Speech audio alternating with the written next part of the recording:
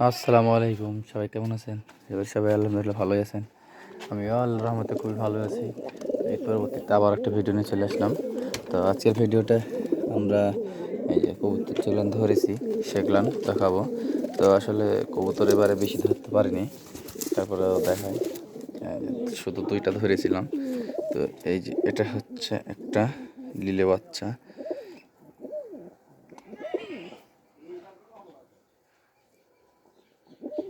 লিলে বাচ্চা মাদি হবে।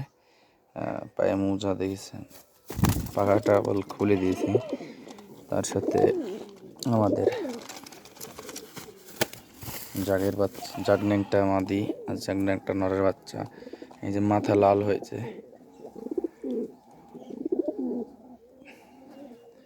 পায়েগুলান সুন্দর সাদা। তো এই যে মাথাটা লাল দেখতেছেন, মুশকি মুশকি একটা বা জিরা জিরা ভাব আছে। আসলে এই জিরা জিরা জাগ আসলে সচরাচর চোখেই পড়ে না, আসলে এরকম জাগ হয়ই না কথাতে। তো ওখানে আছে 4টা বাচ্চা, তারপরে বাসার 2টা, আর এইখানে রেখেছি একটারে।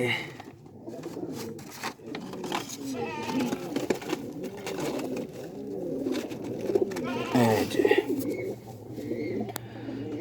যে এইটা ধরেছি। তো এটা চোখ এবং গায়ের লোম পড়া এবং যেগুলান বের হচ্ছে নতুন নতুন, তো এগুলান দেখে আমার মনে হচ্ছে এটা হচ্ছে গিয়ে আপনার গিরিবাজ এবং টেডি কবুতরের কর্স আছে। একবারে পিওর না, কিন্তু এটা আছে আর কি। আর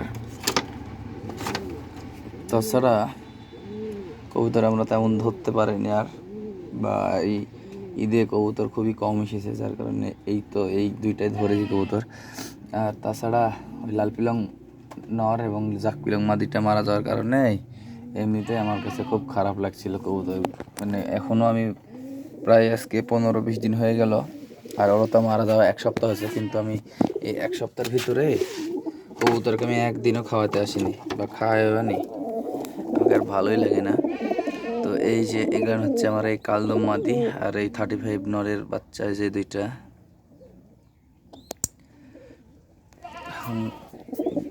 ভালো লাগে না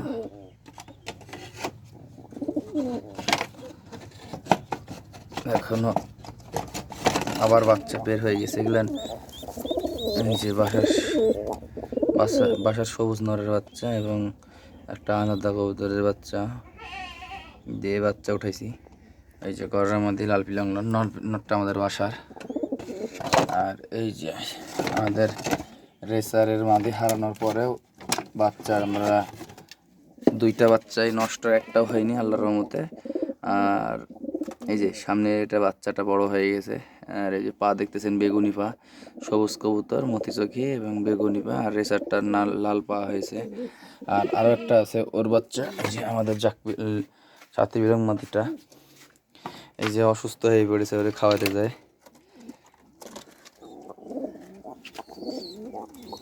এই যে মোটামুটি এ হচ্ছে আমাদের কবুতর। এই যে দেখেন, এটারে মানুষ করতে যায়, ওই অসুস্থ হয়ে গেছে। তো সমস্যা নাই, আল্লাহর মতো ও ভালো হয়ে যাবে।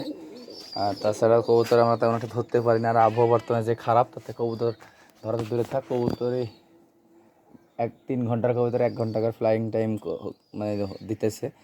তো আরেকটা ভিডিও আসার পর্যন্ত সবাই ভালো থাকবেন, সুস্থ থাকবেন, আর আমাদের কবুতরের জন্য দোয়া করবেন যাতে সবগুলো সুস্থ থাকে। আল্লাহ হাফেজ, আসসালামু আলাইকুম।